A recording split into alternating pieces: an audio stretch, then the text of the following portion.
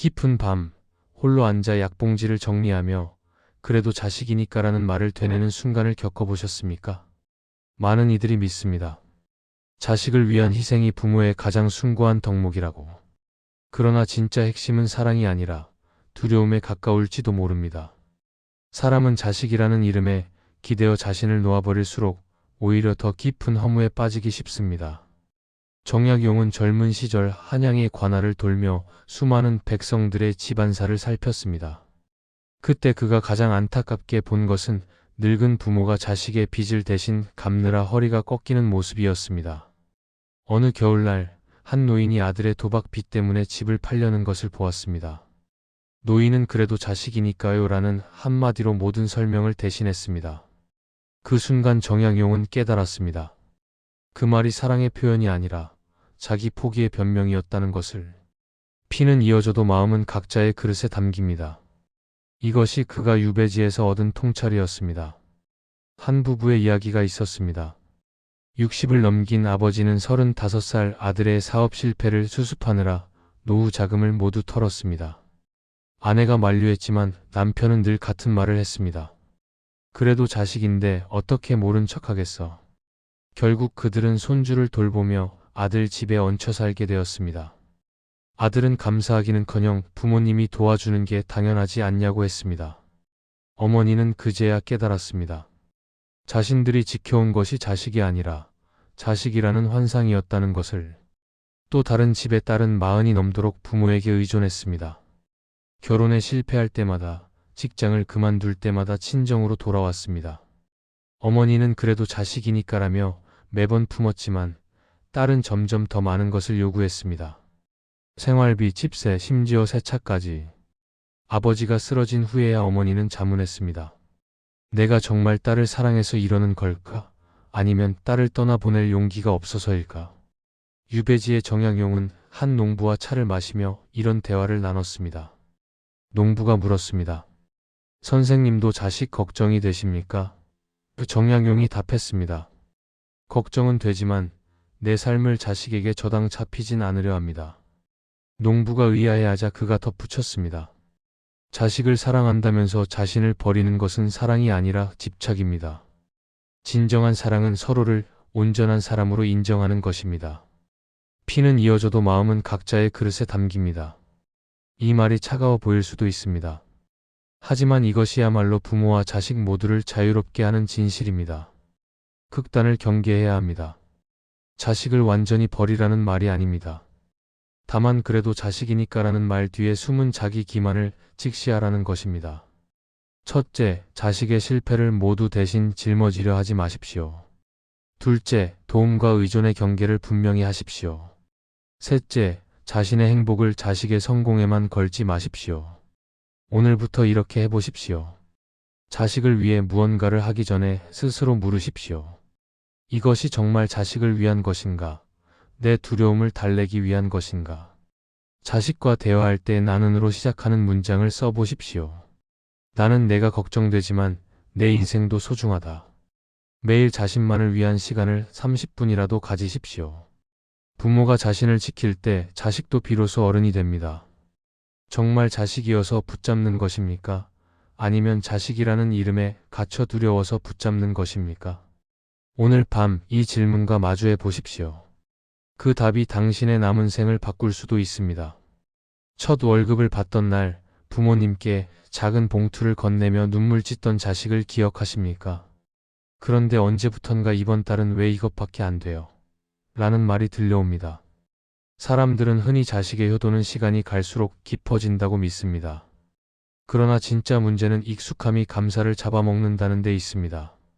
사람의 마음은 받는 것이 당연해지면 은혜보다 부족함만 세게 되는 방향으로 기울어집니다. 정약용은 20살 무렵 과거 공부를 위해 아버지가 마련해준 좁은 방을 받았을 때를 이렇게 회고했습니다. 그 누추한 사랑방이 내게는 천하의 궁궐보다 귀했다. 매일 아침 그 방문을 열 때마다 아버지의 은혜가 가슴을 울렸다. 하지만 그의 형제 중 한 명은 달랐습니다. 그는 늘 불평했습니다. 왜 내 방은 햇빛이 안 드는 곳인가? 왜 형의 방보다 좁은가? 같은 은혜를 받고도 한 사람은 감사를, 한 사람은 불만을 품었던 것입니다. 한 어머니의 사연이 있었습니다. 딸이 대학에 들어갔을 때 매달 100만 원씩 용돈을 보냈습니다. 처음 몇 달은 딸이 전화로 감사 인사를 했습니다. 1년이 지나자 감사는 사라지고 입금했어요. 라는 확인만 남았습니다. 2년째부터는 이번 달은 좀 더 필요해요 라는 요구가 시작되었습니다. 3년째 딸은 용돈이 며칠 늦으면 화를 냈습니다. 왜 항상 늦어요? 제 생활이 있는데. 어머니는 그제야 깨달았습니다. 자신의 희생이 딸에게는 권리가 되어버렸다는 것을. 38살의 아들을 둔 아버지도 비슷한 경험을 했습니다. 아들이 사업에 실패했을 때 3천만 원을 지원했습니다. 처음엔 아들이 눈물을 흘리며 감사했습니다. 하지만 두 번째, 세 번째 실패가 이어지자 아들의 태도가 바뀌었습니다. 아버지가 처음부터 더 도와주셨으면 실패하지 않았을 텐데. 급기야 형제 중에 저만 제대로 지원 못 받았잖아요 라는 원망까지 나왔습니다. 아버지는 허탈했습니다. 도움이 당연한 권리가 되는 순간 부모는 더 이상 사람이 아니라 제공자로 전락한다는 것을 알았기 때문입니다. 은혜를 잊은 마음은 결국 요구만 남깁니다. 이것이 인간 마음의 서글픈 진실입니다. 정약용은 유배지에서 한 젊은이를 만났습니다. 그는 부모의 재산을 탕진하고도 부모가 더 많이 물려주지 못한 게 한스럽다고 했습니다. 정약용이 물었습니다. 그대는 부모님께 무엇을 드렸는가? 이 젊은이가 당황하자 그가 말했습니다. 받기만 하고 감사를 잊은 사람은 우물과 같다. 아무리 퍼내도 차지 않는다고 불평만 한다. 한 노부부의 이야기도 있었습니다. 큰아들에게 10년간 생활비를 보냈습니다. 작은 아들이 물었습니다. 형은 감사하다는 말이라도 합니까? 어머니가 씁쓸히 웃었습니다. 처음 1년은 고맙다 했지. 지금은 통장에 입금됐는지만 확인한다. 이것이 은혜가 권리로 바뀌는 과정입니다. 처음엔 눈물, 다음엔 인사, 그 다음엔 확인, 마지막엔 요구와 불평만 남습니다. 균형이 필요합니다. 모든 도움을 끊으라는 말이 아닙니다. 다만 세 가지를 기억하십시오. 첫째, 도움을 줄 때마다 이것이 은혜임을 분명히 하십시오. 둘째, 감사가 사라지면 도움도 제고하십시오. 셋째, 자식의 요구가 늘어날 때는 오히려 줄이는 용기를 가지십시오. 오늘 당장 실천할 수 있는 일들입니다. 도움을 주기 전에 이것은 내 사랑의 표현이지 의무가 아니다 라고 스스로에게 말하십시오. 자식이 당연하게 요구할 때 잠깐 이것에 대해 내 생각은 어떠니? 라고 물으십시오. 한 달에 한 번은 도움 없이 자식이 스스로 해결하게 두십시오. 은혜를 기억하는 마음만이 사랑을 사랑으로 지킵니다. 당신 곁에 있는 자식은 지금 은혜를 기억하는 사람입니까? 아니면 권리를 요구하는 사람입니까? 그 답을 외면하지 마십시오. 그것이 당신과 자식 모두를 구하는 첫걸음입니다. 명절 아침 정확히 2시간만 머물다 가는 자식이 있습니까? 정해진 액수의 봉투를 건네고는 이번 달 효도는 했네요 라고 마음속으로 체크하는 자식 말입니다. 사람들은 형식이라도 지키는 게 낫다고 말합니다. 그러나 정말 그럴까요? 도리로 계산된 효도는 사랑이 아니라 거래에 가깝습니다. 살아있는 정이 빠진 효도는 마감일 맞춘 세금 납부처럼 차갑게 끝납니다. 정약용이 과거에 급제한 후 고향의 부모를 찾아뵀을 때의 일입니다. 어머니는 아들의 손을 잡고 한참을 울었습니다. 정약용도 그 손의 주름 하나하나에서 세월의 무게를 느꼈습니다. 그런데 같은 날 급제한 동료 하나는 달랐습니다. 부모를 찾아뵙는 것조차 승진에 필요한 절차라며 서둘러 마쳤습니다. 겨우 차 한 잔 마시고는 급한 공무가 있다며 떠났습니다. 정약용은 그때 깨달았습니다. 같은 방문이라도 마음이 있는 것과 없는 것은 하늘과 땅 차이라는 것을. 한 어머니가 있었습니다. 세 자녀가 돌아가며 매달 30만 원씩 보냈습니다. 큰딸은 통장에 입금만 했습니다. 둘째 아들은 문자로 입금했습니다 라고 알렸습니다. 막내딸은 돈은 적게 보냈지만 꼭 전화를 했습니다. 엄마, 이번 달은 이것밖에 못 보내 죄송해요. 대신 다음 주에 뵈러 갈게요. 어머니는 막내의 전화를 받을 때만 눈물이 났습니다. 액수가 아니라 마음이 있었기 때문입니다. 60대 아버지의 이야기도 있습니다. 의사인 아들이 설날 아침 일찍 왔다가 점심도 먹지 않고 갔습니다. 병원에 응급 환자가 있다는 이유였습니다. 하지만 아버지는 알고 있었습니다. 아들이 매년 같은 핑계를 댄다는 것을. 아들은 부모님께 100만 원을 드리고 갔습니다. 아버지는 그 돈을 보며 중얼거렸습니다. 이게 내 1년치 가격인가. 돈으로 시간을 사고 도리로 마음을 대신하는 자식 앞에서 부모는 상품이 됩니다. 숫자로 계산된 효도는 결국 영수증만 남깁니다. 사랑의 흔적은 없습니다. 정양용은 유배지에서 한 농부와 대화했습니다. 농부는 우리 아들은 매달 꼬박꼬박 돈을 보내는데 왜 일이 서운할까요? 라고 물었습니다. 정양용이 답했습니다. 돈은 왔는데 아들은 오지 않았기 때문입니다. 효도를 물건처럼 배달만 하면 부모의 마음은 텅 빕니다. 한 부부의 사례가 더 있었습니다. 내 자녀가 번갈아 용돈을 보냈지만 아무도 직접 찾아오지 않았습니다. 명절에도 해외여행이 잡혀서 시댁에 가야 해서라는 핑계뿐이었습니다. 어느 날 어머니가 입원했습니다. 자녀들은 병원비를 나눠냈지만 병실을 지킨 사람은 없었습니다. 간병인만 있을 뿐이었습니다. 어머니는 간병인에게 말했습니다. 돈으로 할 수 있는 효도는 다 했다고 생각하나 봐요. 도리와 진심 사이에는 깊은 골이 있습니다. 도리는 의무를 다하는 것이고 진심은 마음을 다하는 것입니다. 도리는 시간과 돈을 계산하지만 진심은 순간의 따뜻함을 남깁니다. 도리는 해야 하니까이지만 진심은 하고 싶어서입니다. 균형점을 찾아야 합니다. 모든 자식이 매일 찾아올 수는 없습니다. 하지만 세 가지는 구분해야 합니다.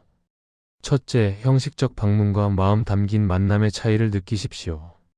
둘째, 돈과 시간 중 무엇이 더 필요한지 자식에게 솔직히 말하십시오. 셋째, 도리만 채우는 자식에게는 진심을 요구할 용기를 가지십시오. 오늘부터 이렇게 해보십시오. 자식이 다음에 연락할 때 돈보다 내 목소리가 더 반갑다고 말해보십시오.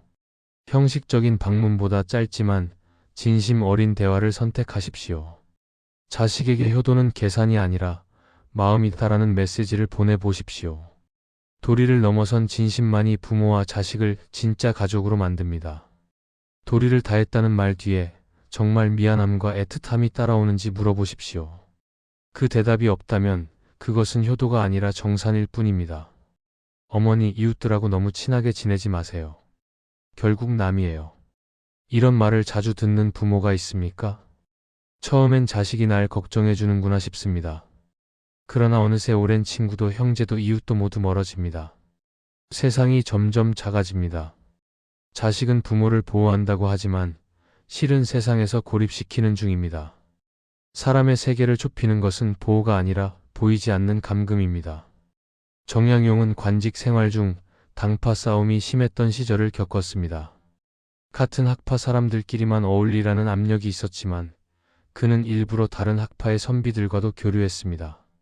제자들이 위험하다고 만류하자 그가 말했습니다. 한 우물 안에만 있으면 하늘이 우물 크기만 하다고 착각하게 된다. 사람의 마음도 마찬가지다. 한 집단 안에만 있으면 세상이 그것뿐인 줄 안다. 70대 어머니의 사연이 있었습니다. 딸이 결혼에 실패하고 돌아온 후부터 간섭이 시작되었습니다. 엄마, 옆집 할머니는 뒷담 하나 하는 사람이에요. 멀리하세요. 교회 사람들도 결국 각자 이익만 챙겨요. 고모들도 엄마 재산만 노리는 거 아닌가요? 어머니는 딸을 믿고 하나둘 관계를 끊었습니다. 1년 후 어머니는 딸과 단둘이 있게 되었습니다. 전화 한 통 걸 사람이 없었습니다. 딸은 이제 엄마는 저만 있으면 돼요라고 했지만 어머니는 숨이 막혔습니다. 아들이 부모를 고립시킨 경우도 있었습니다. 아버지, 동창들 만나지 마세요. 다들 사업하다가 돈 빌리러 올 겁니다. 형제들도 믿지 마세요. 재산 분쟁만 일으킵니다. 아버지는 처음엔 아들의 충고를 따랐습니다. 하지만 마지막 친구마저 멀어지자 깨달았습니다. 자신이 감옥에 갇힌 것과 다름없다는 것을. 아들은 매주 찾아왔지만 아버지의 하루는 텅 비었습니다. 세상과 단절된 부모는 점점 자식에게만 의존하게 됩니다. 이것이 바로 자식이 원하는 것입니다. 정양용은 유배지에서도 다양한 사람들과 교류했습니다. 농부, 어부, 상인, 심지어 죄인들과도 대화했습니다. 한 제자가 왜 그런 사람들과 어울리십니까? 라고 묻자 그가 답했습니다. 세상 모든 사람이 내 스승이다. 농부에게는 계절을, 어부에게는 물길을, 상인에게는 사람의 욕망을 배운다. 나를 가두는 것은 감옥이 아니라 편견이다. 80대 노부부의 이야기입니다. 아들이 부모님은 저희 가족만 생각하세요 라며 다른 관계를 모두 차단시켰습니다. 친척 경조사도 가지 못하게 했습니다. 교회도 끊었습니다. 이웃과의 왕래도 막았습니다. 그러던 어느 날 아들이 해외 발령을 받았습니다. 부모는 완전히 혼자가 되었습니다. 전화할 사람도 찾아올 사람도 없었습니다. 그제야 아들이 만든 것이 성이 아니라 감옥이었음을 알았습니다. 부모를 고립시키는 자식의 속마음은 사랑이 아닙니다. 소유욕입니다. 부모를 자신만의 것으로 만들고 싶은 욕심입니다.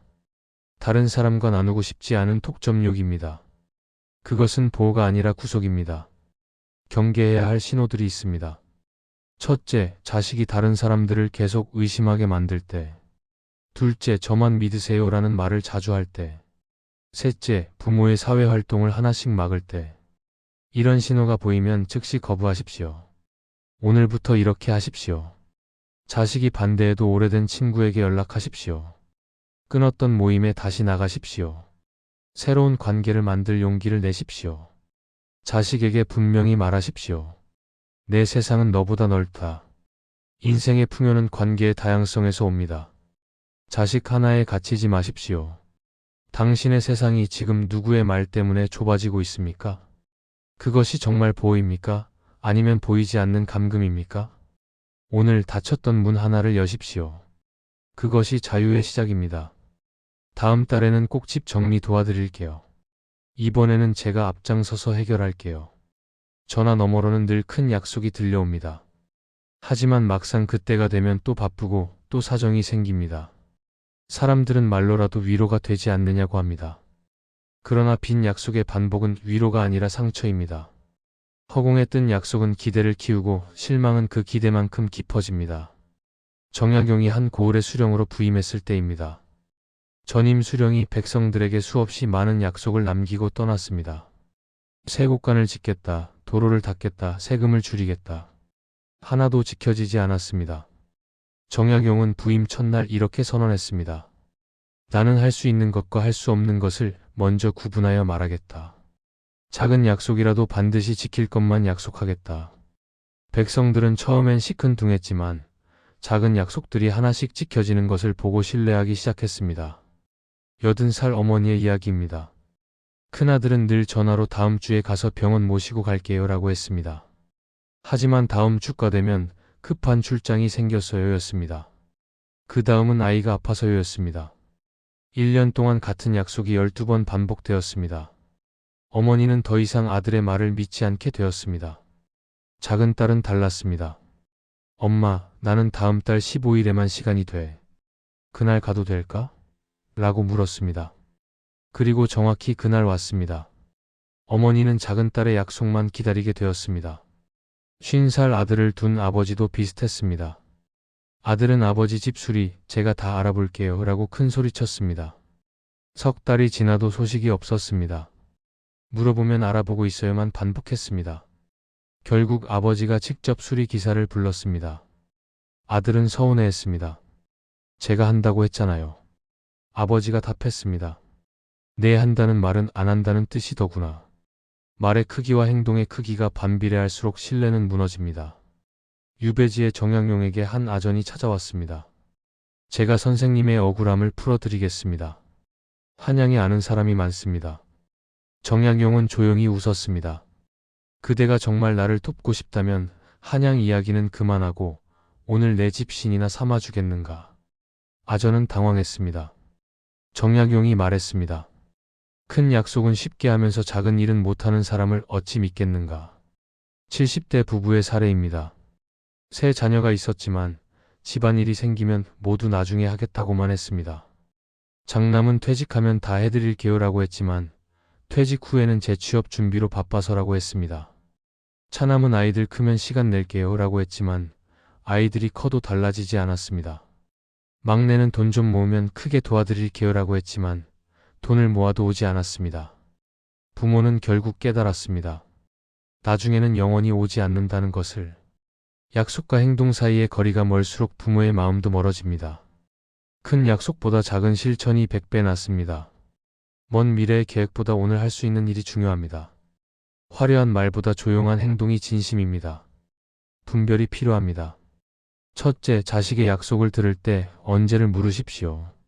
둘째, 막연한 약속보다 구체적인 날짜를 정하십시오. 셋째, 지켜지지 않은 약속은 다시 믿지 마십시오. 넷째, 작은 일이라도 즉시 하는 자식을 더 신뢰하십시오. 오늘 이렇게 하십시오. 자식이 큰 약속을 하면 그것보다 오늘 전화 한 통이 더 반갑다고 말하십시오. 막연한 도움 약속보다 지금 필요한 건 이것이라고 구체적으로 요청하십시오.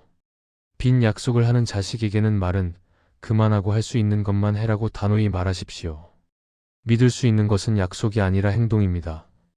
지금 당신 곁에 필요한 사람은 큰 말을 하는 자식입니까? 아니면 작은 일을 대신 들어주는 자식입니까? 그 답을 아신다면 누구를 기다려야 할지도 아실 것입니다. 어머니는 세상이 어떻게 돌아가는지 모르세요. 아버지, 그런 생각은 너무 구식이에요. 조언이라는 이름으로 부모를 끊임없이 가르치려 드는 자식이 있습니까? 그들은 시대가 바뀌었다고 말합니다. 하지만 진짜는 다릅니다. 그들의 말 속에는 도움보다 무시가 더 많이 들어 있습니다. 존경 없는 조언은 사랑이 아니라 교만의 다른 얼굴입니다. 정약용이 늙은 아버지와 대화할 때의 일입니다. 아버지는 여전히 옛 왕조의 제도가 좋다고 했습니다. 젊은 정약용은 새로운 개혁이 필요하다고 생각했습니다. 하지만 그는 반박하지 않았습니다. 대신 물었습니다. 아버님이 그렇게 생각하시게 된 이유가 무엇입니까? 아버지가 젊은 시절 겪은 혼란과 전쟁 이야기를 들려주었습니다. 정약용은 그제야 이해했습니다. 아버지의 보수적 생각 뒤에는 평생의 경험과 상처가 있었다는 것을. 75살 어머니의 사연입니다. 대기업 부장인 아들이 집에 올 때마다 잔소리를 했습니다. 엄마, 통장 관리 그렇게 하면 안 돼요. 제가 다 정리해 드릴게요. 왜 아직도 그런 구식 방법을 쓰세요? 요즘 누가 그렇게 삽니까? 어머니가 무언가 말하려 하면 아들은 끊었습니다. 제 말이 맞아요. 엄마는 잘 모르시니까 제 말 들으세요. 어머니는 점점 말이 없어졌습니다. 어느 날 이웃에게 하소연했습니다.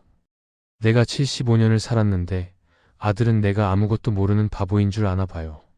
80살 아버지도 마찬가지였습니다. 딸이 매번 지적했습니다. 아빠, 그런 음식 먹으면 건강에 안 좋아요. 운동도 그렇게 하시면 안 돼요. 텔레비전도 그런 프로그램 보지 마세요. 아버지가 내 나름대로 사는 방식이 있다고 하면 딸은 화를 냈습니다. 제가 아빠 건강 생각해서 하는 말인데 왜 안 들으세요? 아버지는 딸 앞에서 점점 작아졌습니다. 가르치려는 마음 뒤에는 당신보다 내가 낫다는 우월감이 숨어 있습니다. 유배지에서 정약용은 한 젊은이를 만났습니다. 그는 늙은 아버지를 무시했습니다. 아버지는 글도 제대로 못 읽으시잖아요. 정약용이 물었습니다. 그대 아버지는 글은 못 읽어도 땅은 읽을 줄 안다. 계절의 변화를 아시고 곡식의 때를 아신다. 그대는 그것을 할 수 있는가? 이 젊은이가 머뭇거리자 정약용이 말했습니다. 사람마다 다른 지혜가 있다. 존경은 그 차이를 인정하는 것에서 시작한다. 70대 부부의 이야기입니다. 자녀들이 모일 때마다 부모를 가르쳤습니다. 요즘 투자는 이렇게 해야 해요. 스마트폰도 제대로 쓰세요. 왜 아직도 그런 생각을 하세요? 부모가 경험을 이야기하면 그건 옛날 방식이라고 무시했습니다. 한 번은 어머니가 용기 내어 말했습니다. 우리도 70년을 살면서 배운 게 있단다. 그러자 아들이 비웃었습니다. 그게 지금 무슨 소용이에요? 그날 밤 아버지는 일기에 썼습니다. 우리의 인생이 무가치해진 기분이다. 가르침과 존중은 함께 가야 합니다. 부모가 정말 모르는 것이 있다면 정보를 들이대 그들의 경험과 지혜를 먼저 인정하십시오. 새로운 것을 알려드리되 옛 것이 틀렸다고 단정하지 마십시오. 조언하되 명령하지 마십시오. 구별해야 할 것들입니다.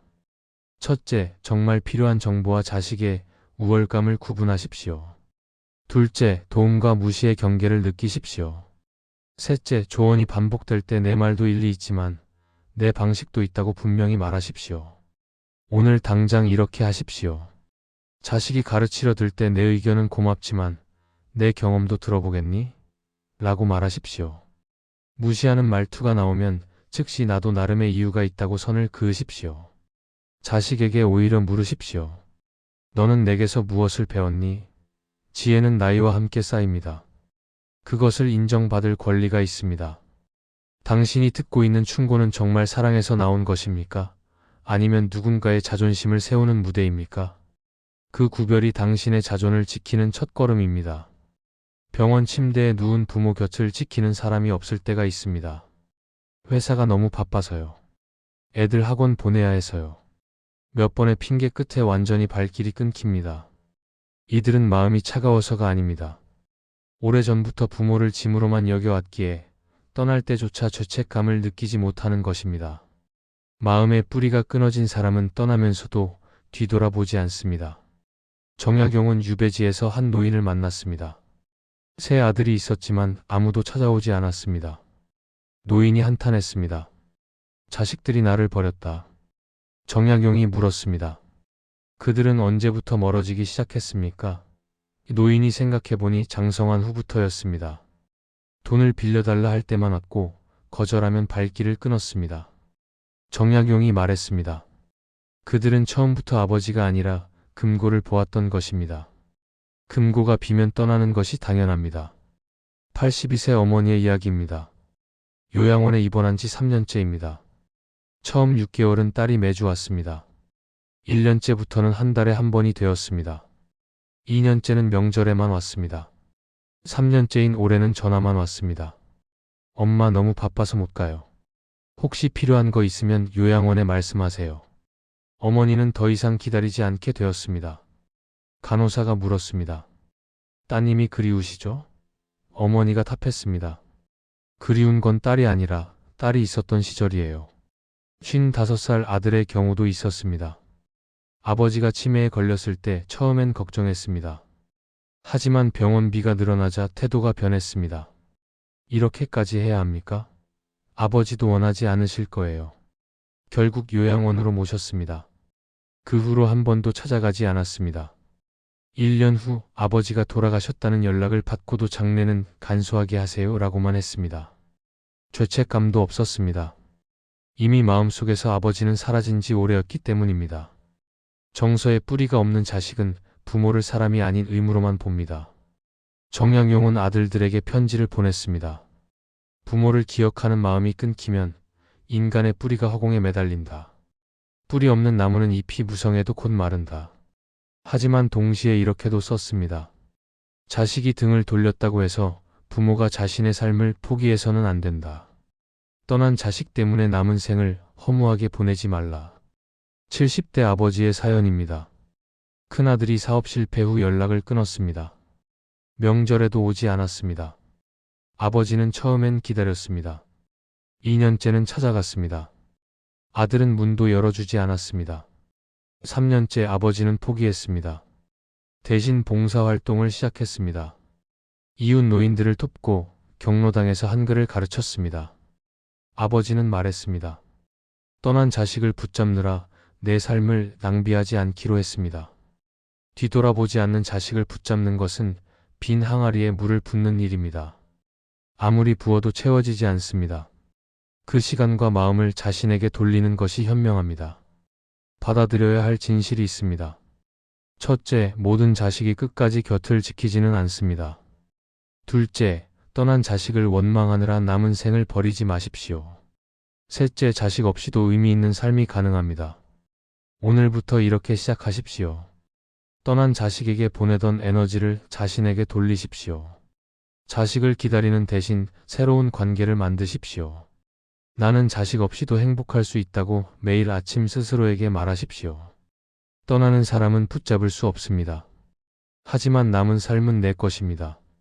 정말 잘못된 것은 자식의 떠남입니까? 아니면 떠난 자식을 붙잡기 위해 나를 잃어온 세월입니까? 이제 그 대답을 하실 때입니다. 이제 모든 이야기가 하나로 모입니다. 이런 자식을 정말 끊어야 하는가? 아니면 내 마음을 바꿔야 하는가? 이 정답은 둘 다이면서 둘 다 아닙니다. 끊어야 할 것은 자식이 아니라 자식에게 거는 헛된 기대입니다. 나를 지키는 것은 자식을 버리는 게 아니라 자식에게 기댄 내 삶의 무게중심을 옮기는 일입니다. 정약용은 말년에 제자들과 마지막 대화를 나눴습니다. 한 제자가 물었습니다.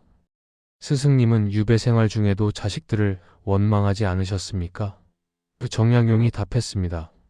원망했다면 내가 무너졌을 것이다. 나는 자식들을 사랑했지만 내 삶의 의미를 그들에게만 두지 않았다. 사람은 누구와도 인연을 끊지 말되 내 마음을 허물게 두어서는 안 된다. 86세 어머니의 깨달음이 있었습니다. 세 자녀 모두가 각자의 방식으로 어머니를 실망시켰습니다. 큰아들은 돈만 보내고 오지 않았습니다. 딸은 와도 불평만 했습니다. 막내는 아예 연락을 끊었습니다. 어머니는 70대까지 그들을 원망하며 살았습니다. 그러다 80이 되던 해 결심했습니다. 이제 그만 기대하자. 대신 내 하루를 내가 채우자.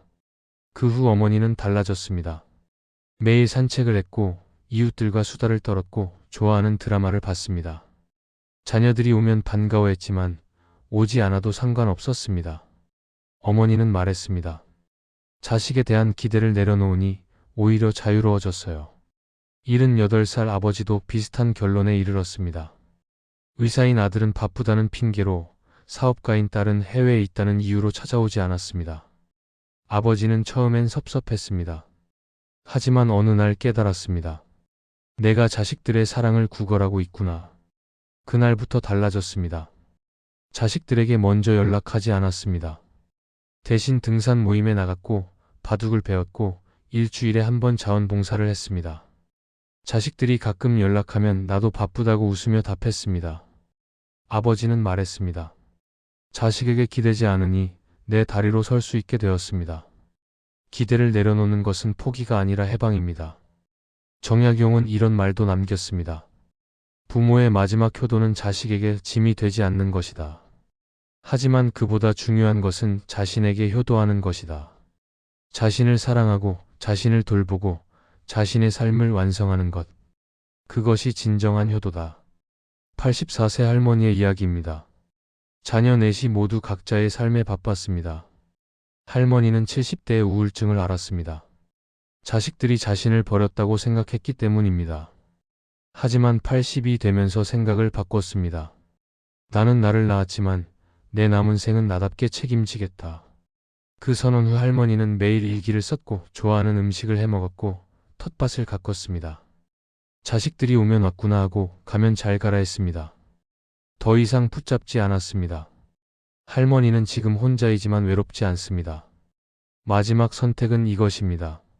자식을 미워하며 남은 생을 보낼 것인가, 아니면 자신을 사랑하며 남은 생을 채울 것인가. 자식 때문에 울며 살 것인가, 자신을 위해 웃으며 살 것인가. 실천할 수 있는 구체적인 방법들입니다. 첫째, 매일 아침 오늘은 나를 위한 하루라고 선언하십시오. 둘째, 자식을 기다리는 시간을 자신을 위한 시간으로 바꾸십시오. 셋째, 자식이 있어도 좋고 없어도 좋다는 마음을 연습하십시오. 넷째, 새로운 관계와 활동으로 빈자리를 채우십시오. 다섯째, 매일 밤 오늘도 나는 잘 살았다고 스스로를 칭찬하십시오. 나는 너를 사랑했지만 더 이상 너 때문에 나를 버리지는 않겠다. 이것이 부모가 자신에게 돌려줄 마지막 효도입니다. 떠나보내야 할 것은 자식이 아닙니다.